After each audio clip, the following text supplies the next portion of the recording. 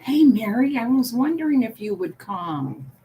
For real, you were the first one that popped in my head. Welcome. And the other one I was thinking of was Ann Rose. We'll see if Ann Rose shows up too. I was just trying to take the sticker off. We're going to read some stories or a story out of here, depending how long it is. Okay. And I'm just going to start. How about that? Yeah, she's a rambler. Yeah.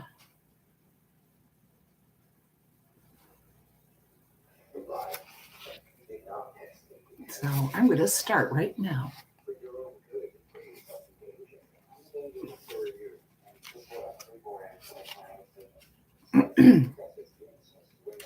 As soon as I get to the story.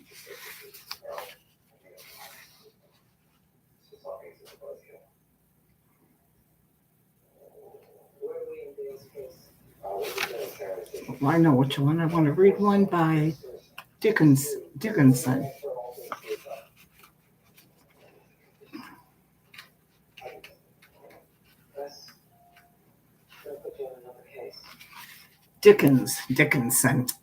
The Signal Man. Charles Dickens. Hello there. When he heard a voice thus calling to him, he was standing at the door of his box with a flag in his hand, furled round its short pole. One would have thought, considering the nature of the ground, that he could not have doubted from what quarter the voice came. But instead of looking up to where I stood on the top of the steep cutting nearly over his head, yes, your personal storyteller. I hope you enjoy.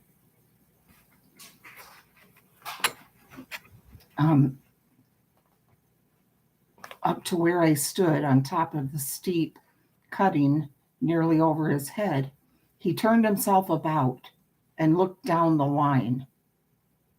There was something remarkable in his manner of doing so, though I could not have said for my life what, but I know it was remarkable enough to attract my notice, even though his figure was foreshortened and shadowed down in the deep trench, and mine was high above him, so steeped in the glow of an angry sunset that I had shaded my eyes with my hand before I saw him at all. Hello, below. From looking down the line, he turned himself about again and, raising his eyes, saw my figure high above him. Is there any path by which I can come down and speak to you? He looked up at me without replying, and I looked down at him without pressing him too soon, with a repetition of my idle question. Just then came a vague vibration in the earth and air, quickly changing into a violent pulsation and an oncoming rush that caused me to start back as though it had force to draw me down. When such vapor as rose to my height from this rapid train had passed me, and he was skimming over the landscape, I looked down again and saw him refurling the flag he had shown while the train went by. I repeated my inquiry. After a pause, during which he seemed to regard me with fixed attention. He motioned with his rolled up flag towards a point on my level, some 200 or 300 yards distant. I called down to him, "All right," and made for that point. There, by dint of looking closely about me, I found a rough zigzag descending path notched out, which I followed. The cutting was extremely deep and unusually precipitate. Precipitate? Precipitate. Precipitate? It was made through a clammy stone. That became oozier and wetter as I went down. For these reasons, I found the way long enough to give me time to recall a singular air of reluctance or compulsion with which he had pointed out the path. When I came down low enough upon the zigzag descent to see him again, I saw that he was standing between the rails on the way by which the train had lately passed, in an attitude as if he were waiting for me to appear. He had his left hand at his chin, and that elbow rested on his right hand, crossed over his breast.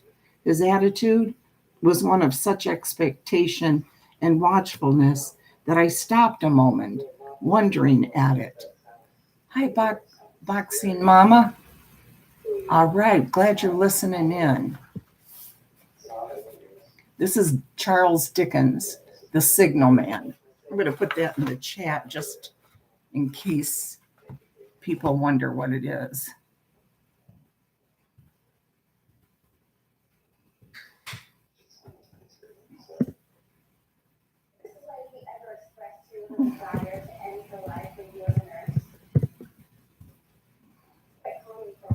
Because some people didn't catch the beginning, like if they come in on a replay to listen, the story Signal Man by Charles Dickens. There we go.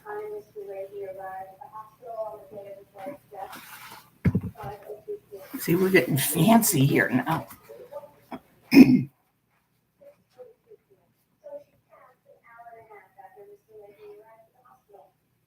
When I came down low enough upon, hi, Julie W. Let me pin that.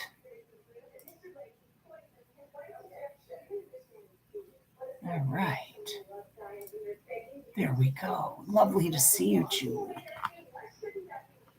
When I came down low enough upon the zigzag descent to see him again, I saw that he was standing between the rails on the way by which the train had lately passed, in an attitude as if he were waiting for me to appear.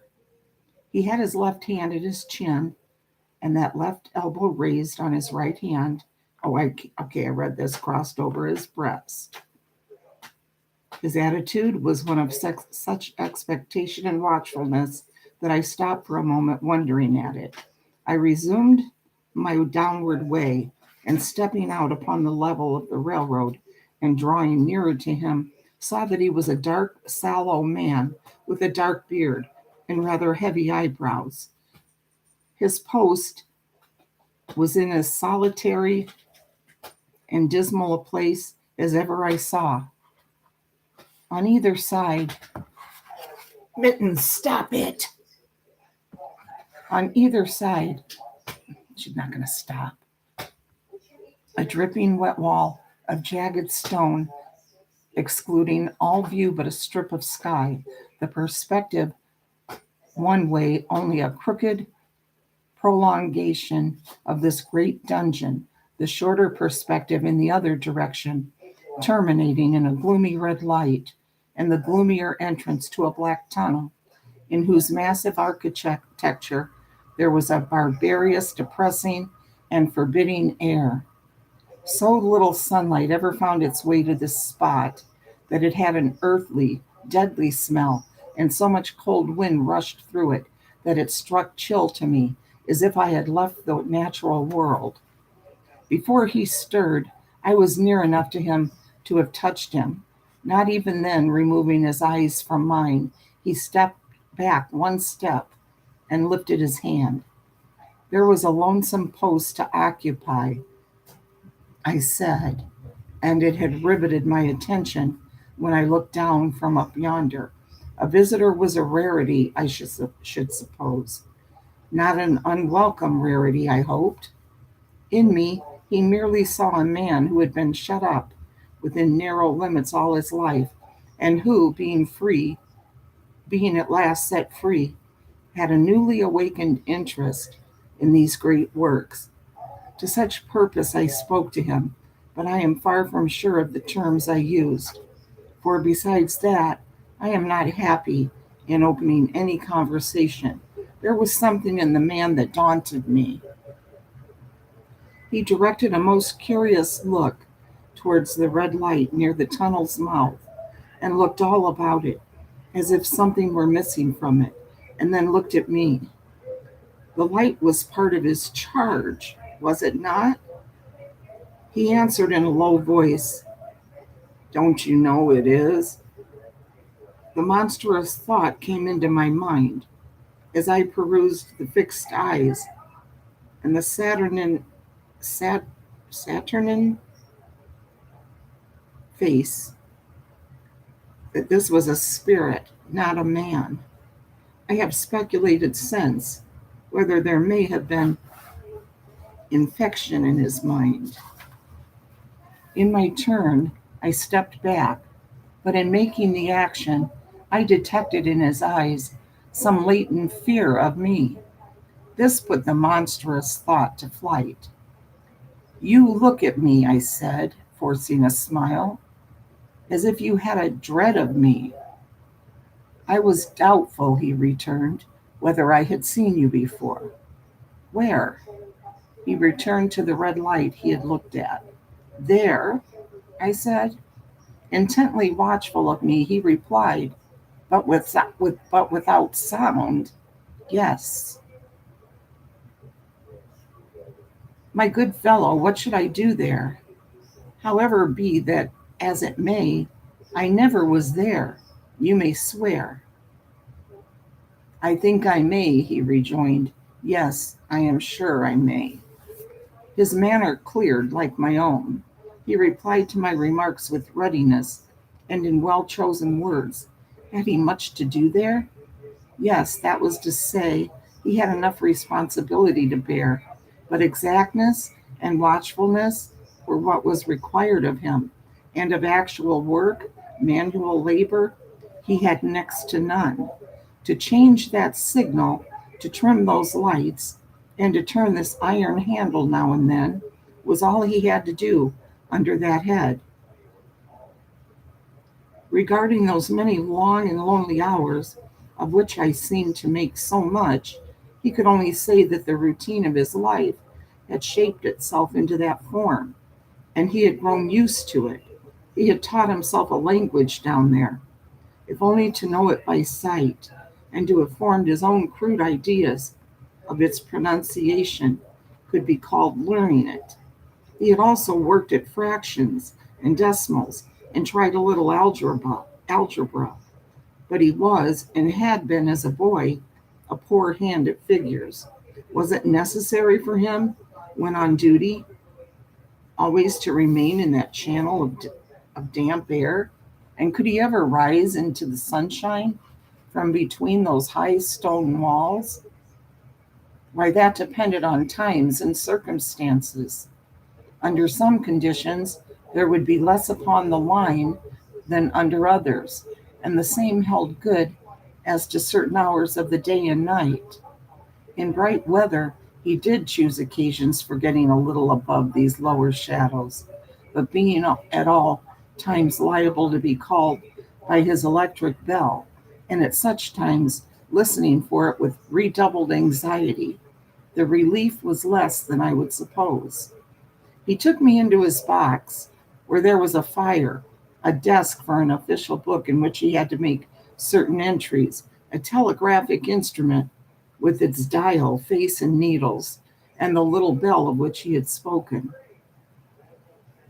On my trusting that he would excuse the remark that he had been well educated and I hoped I might say without offense, perhaps educated above that station, he observed that instances of slight incongruity in such wise would rarely be found wanting among large bodies of men, that he had heard it was so in workhouses.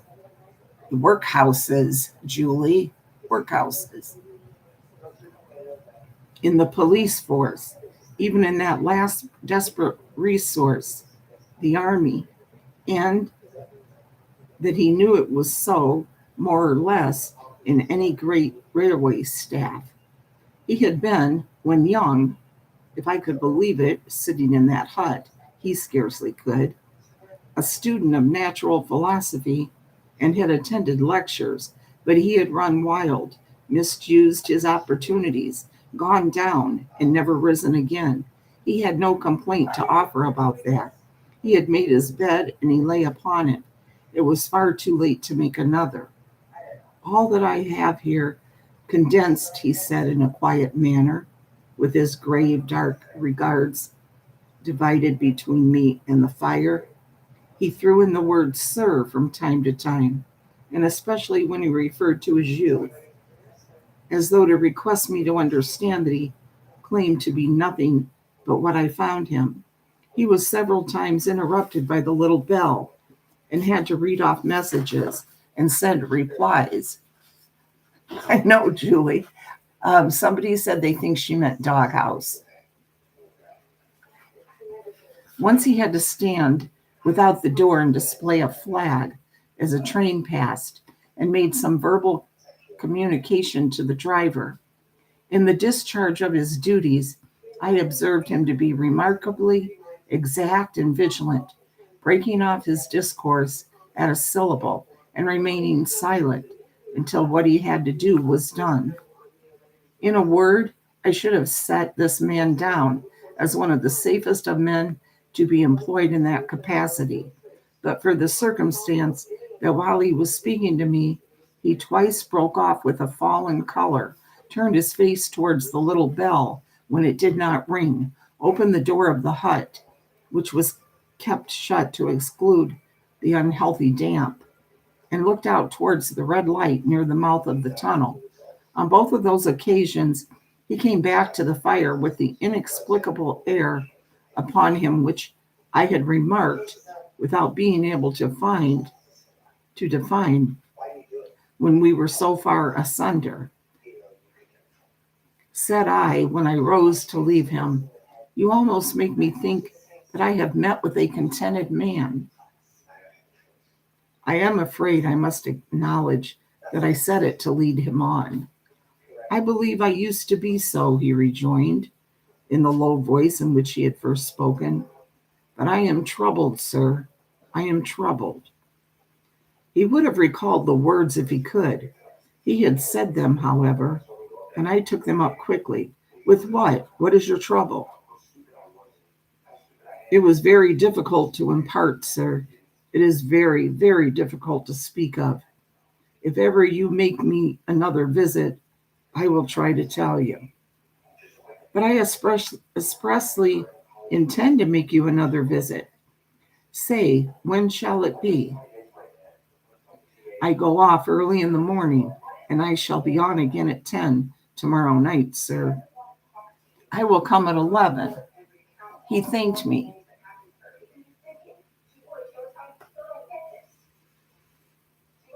"Oh, really? Okay, Julie." Okay. He thanked me and went out at the door with me. "I'll show you my white light, sir," he said in a peculiar low voice, "till you have found the way up. When you have found it, don't call out. And when you are at the top, don't call out." His manner seemed to make the place strike colder to me, but I said no more than, "Very well. And when you come down tomorrow night, don't call out. Let me ask you a parting question. What made you cry, 'Halloa,' below there tonight?" Heaven knows, said I. I cried something to that effect. Not to that effect, sir. Those were the very words. I know them well.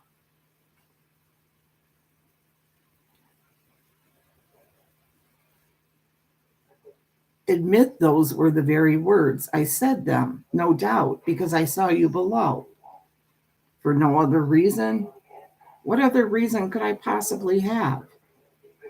You had no feeling that they were conveyed to you in any supernatural way? No. He wished me good night and held up his light. I walked by the side of the down line of rails with a very disagreeable sensation of a train coming behind me until I found the path. It was easier to mount than to descend, and I got back to my inn without any adventure. Punctual to my appointment, I placed my foot on the first notch of the zigzag next night as the distant clocks were striking 11. He was waiting for me at the bottom with his white light on. I have not called out, I said when we came close together. May I speak now? By all means, sir. Good night, then, and here's my hand. Good night, sir, and here's mine. With that, we walked side by side to his box, entered it, closed the door, and sat down by the fire. Oh, okay, Julie. I have made up my mind, sir, he began, bending forward as soon as we were seated and speaking in a tone but a little above a whisper, that you shall not have to ask me twice what troubles me. I took you for someone else yesterday evening. That troubles me. That mistake? No, that's someone else. Who is it? I don't know. Like me? I don't know. I never saw the face. The left arm is across the face, and the right arm is waved, violently waved this way. I followed his action with my eyes, and it was the action of an arm gesticulating with the utmost passion and vehemence.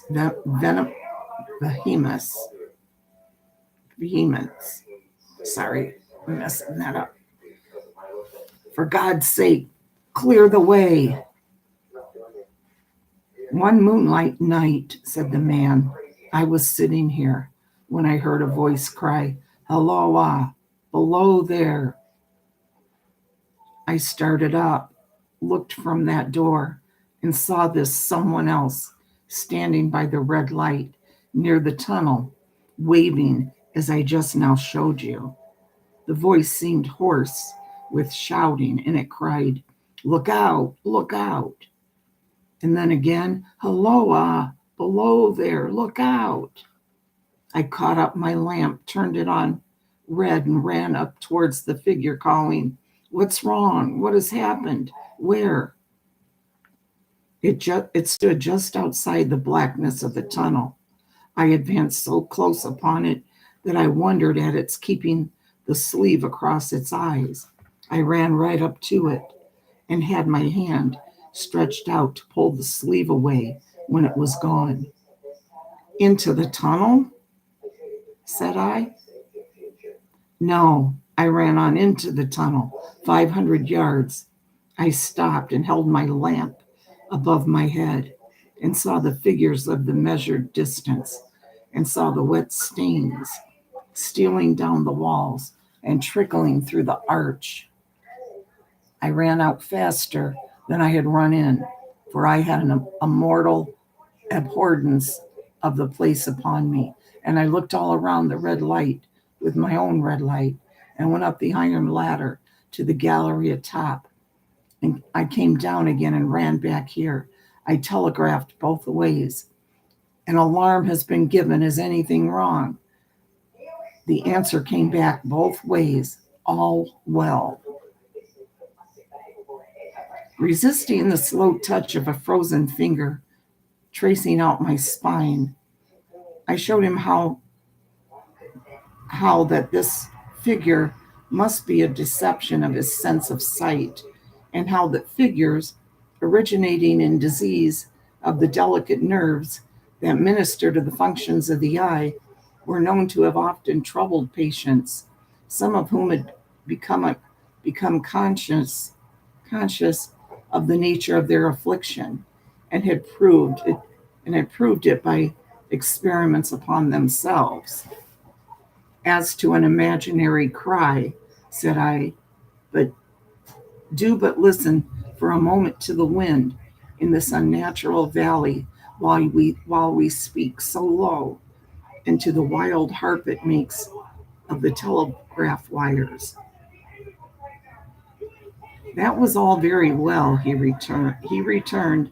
After we had sat listening for a while, and he ought to know something of the wind and the wires, he who so often passed long winter nights there, alone and watching. But he would beg to remark that he had not finished. I asked his pardon, and he slowly added these words, touching my arm. Within 6 hours after the appearance, the memorable accident on this line happened, and within 10 hours, the dead and wounded were brought along through the tunnel over the spot where the figure had stood. A disagreeable shudder crept over me, but I did my best against it. It was not to be denied. I rejoined that this was a remarkable coincidence, calculated deeply to impress his mind, but it was unquestionable that remarkable coincidences did continually occur, and they must be taken into account with such a subject. Though to be sure, I must admit, I added, for I thought I saw that he was going to bring the objection to bear upon me. Men of common sense did not allow much for coincidences in making the ordinary calculations of life. He again begged to remark that he had not finished. I again begged his pardon for being betrayed into interruptions. This, he said, again laying his hand upon my arm and glancing over his shoulder with hollow eyes, was just a year ago. 6 or 7 months passed, and I had recovered from the surprise and shock when one morning, as the day was breaking, I, standing at the door, looked towards the red light and saw the specter again. He stopped with a fixed look at me. Did it cry out? No, it was silent. Did it wave its arm? No, it leaned against the shaft of the light with both hands before the face, like this. Once more I followed his action with my eyes. It was an action of mourning. I had seen such an attitude in stone figures on tombs. Ooh. Did you go up to it? I came in and sat down, partly to collect my thoughts, partly because it had turned me faint. When I went to the door again, daylight was above me, and the ghost was gone. But nothing followed? Nothing came of this? He touched me on the arm with his forefinger twice or thrice, giving a ghastly nod each time. That very day, as a train came out of the tunnel, I noticed at a carriage window on my side what looked like a confusion of hands and heads, and something waved. I saw it just in time to signal the driver, "Stop." He shut off and put his brake on, but the train drifted past here 150 yards or more. I ran after it, and as I went along, heard terrible screams and cries. A beautiful young lady had died instantaneously in one of the compartments and was brought in here and laid down on this floor between us. Involuntarily, I pushed my chair back as I looked from the boards at which he had pointed to himself. True, sir, true, precisely as it happened, so I tell it to you. So I tell it you. I could think of nothing to say to any purpose, and my mouth was very dry. The wind and the wires took up the story with a long, lamenting wail. He resumed, "Now, sir, mark this, and judge how my mind is troubled. The specter came back a week ago. Ever since, it has been there, now and again, by fits and starts. At the light? At the danger light. What does it seem to do?" He repeated, if possible, with increased passion and vehemence, that former gesticulation of, "For God's sake, clear the way." Then he went on, "I have no peace or rest for it. It calls to me for many minutes together in an agonized manner. 'Below there, look out, look out.' It stands waving to me. It rings my little bell." I caught at that. "Did it ring your bell yesterday evening when I was here and you went to the door?" "Twice." "Why, see," said I, how your imagination misleads you. My eyes were on the bell, and my ears were open to the bell. And if I am a living man, it did not ring at those times, nor at any other time, except when it was rung in the natural course of physical things by the station communicating with you." He shook his head. "I have never made a mistake as to that yet, sir. I have never confused the specter's ring with the man's. The ghost's ring is a strange vibration in the bell that it derives from nothing else, and I have not asserted that the bell stirs to the eye. I don't wonder that you failed to hear it, but I heard it." "And did the specter seem to be there when you looked out?" "It was there." "Both times?" He repeated firmly, "Both times." "Will you come to the door with me and look for it now?" He bit his under lip as though he were somewhat unwilling, but arose. I opened the door and stood on the step while he stood in the doorway. There was the danger light. There was the dismal mouth of the tunnel. There were the high, wet stone walls of the cutting. There were the stars above them. "Do you see it?" I asked him, taking particular note of his face.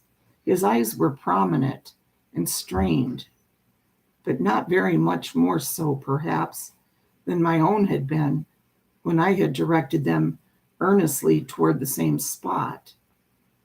"No," he answered, "it is not there." "Agreed," said I.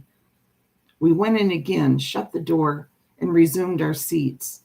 I was thinking how best to improve this advantage, if it might be called one, when he took up the conversation in such a matter-of-course way, so assuming that there could be no serious question of fact between us, that I felt myself placed in the weakest of positions.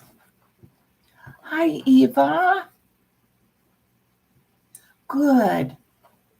I'm ending my day and you're starting yours." I have what the story is right there pinned in the comments. Thank you for coming. By this time you will fully understand, sir, he said, that what troubles me so dreadfully is the question, what does the specter mean?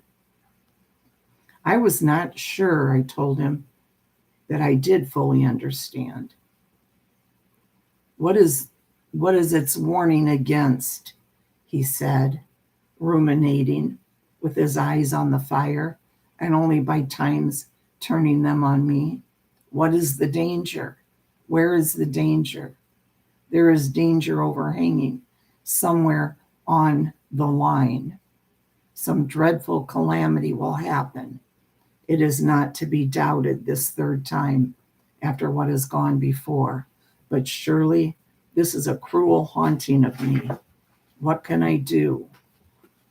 He pulled out his handkerchief and wiped the drops from his heated forehead.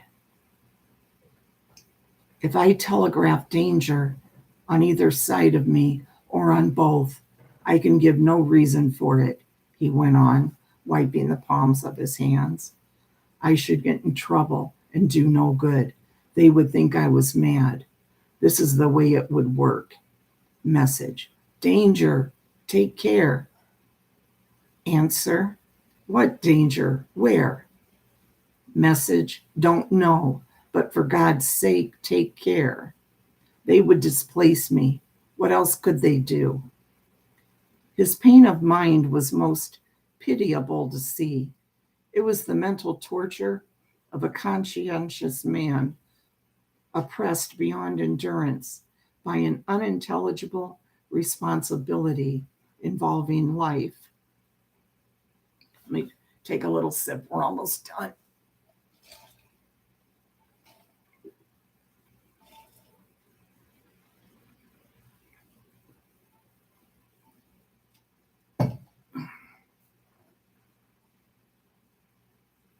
When it first went under the danger light, he went on, putting his dark hair back from his head and drawing his hands outward across and across his temples in an extremity of feverish distress. Why not tell me where that accident was to happen, if it must happen? Why not tell me how it could be averted, if it could have been averted? When on its second coming, it hit its face. Why not tell me? Why not tell me instead, she is going to die, let them keep her at home? If it came on those two occasions only to show me that its warnings were true, and so to prepare me for the third, why not warn me plainly now?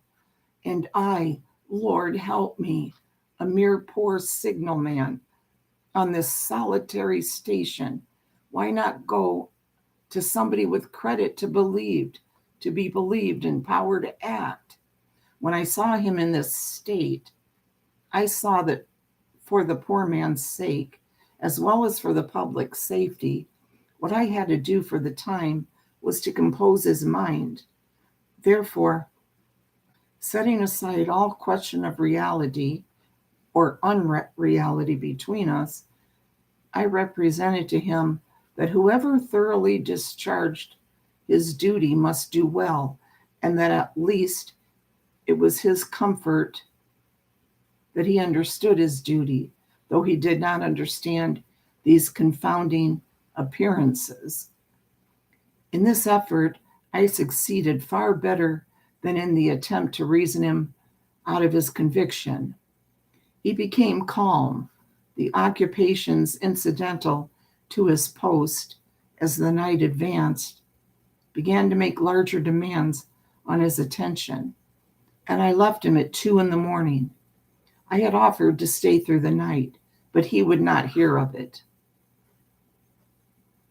That I more than once looked back at the red light as I ascended the pathway, that I did not like the red light, and that I should have slept but poorly in my bed, and that I should have slept but poorly if my bed had been under it. I see no reason to conceal, nor did I like the two sequences of the accident and the dead girl. I see no reason to conceal that either. But what ran most in my thoughts was the consideration: how ought I to act, having become the recipient of this disclosure? I had proved the man to be intelligent, vigilant, painstaking, and exact. But how long might he remain so in his state of mind? Though in a subordinate position, still he held a most important trust. And would I, for instance, like to stake my own life on the chances of his continuing to execute it with precision? Mm. One more sip.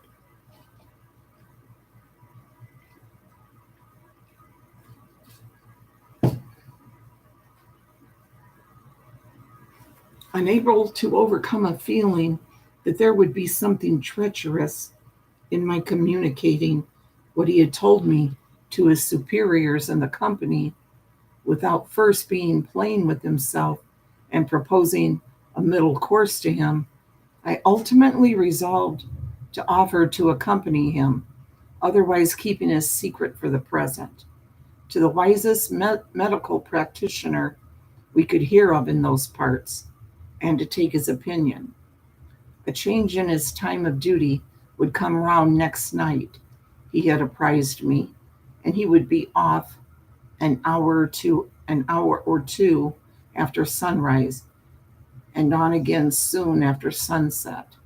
I had appointed to return accordingly. Next evening was a lovely evening, and I walked out early to enjoy it.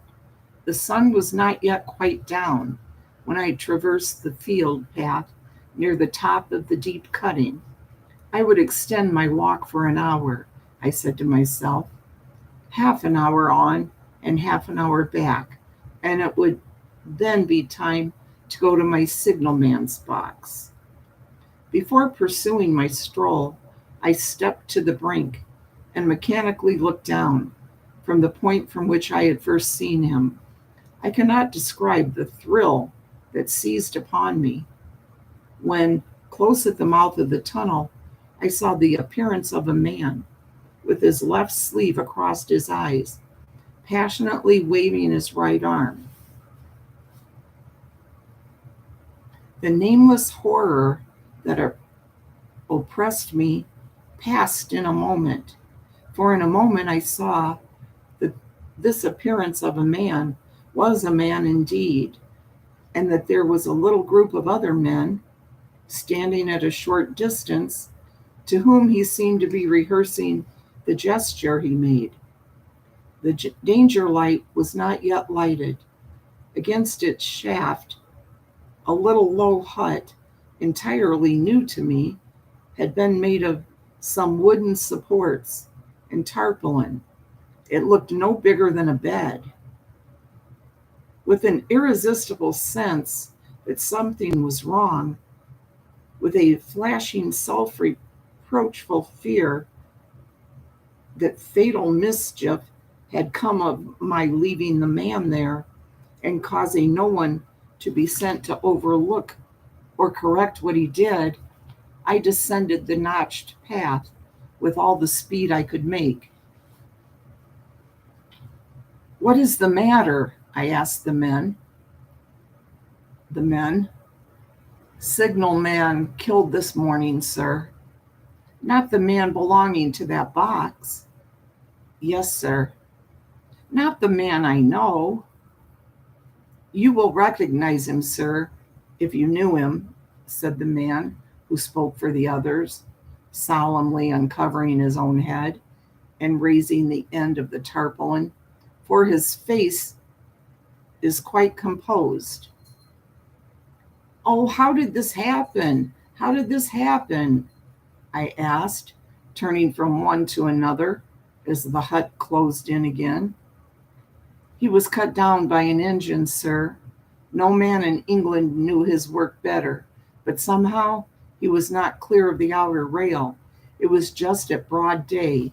He had struck the light and the lamp in his hand, and had the lamp in his hand. As the engine came out of the tunnel, his back was towards her, and she cut him down. That man drove her and was showing how it happened. Show the gentleman, Tom. The man who wore a rough, dark dress stepped back to his former place at the mouth of the tunnel. Coming round the curve in the tunnel, sir, he said. I saw him at the end, like as if I saw him down a perspective glass. There was no time to check speed, and I knew him to be very careful. As he didn't seem to take heed of the whistle, I shut it off when we were running down upon him and called to him as loud as I could. What did you say? I said, below there, look out, for God's sake, clear the way. I started. It was a dreadful time, sir. I never left off calling to him. I put this arm before my eyes, not to see, and I waved this arm to the last. But it was no use.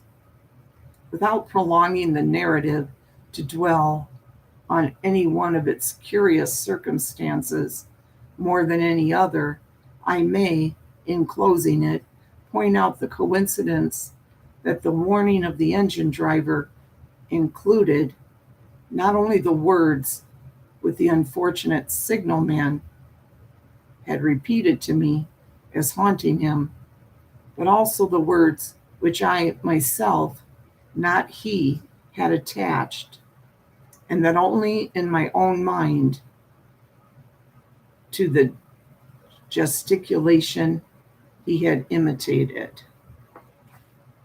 The end.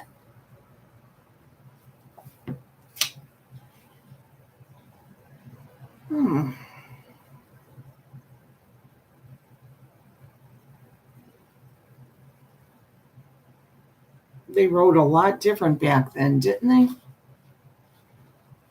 The Victorian age.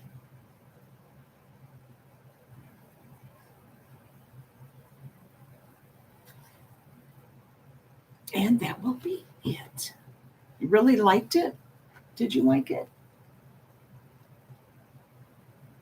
I have lots of different ones. Victorian ones, current ones, dreadful places ones. So I appreciate you guys. I know it was a huge crowd here tonight. The chat was flying, but you hung in there and you listened. Love you guys. Good night and good day, Eva. A wonderful day, wonderful night, guys. Thanks, Boxing, for joining us. Night, guys. Love you. Bye.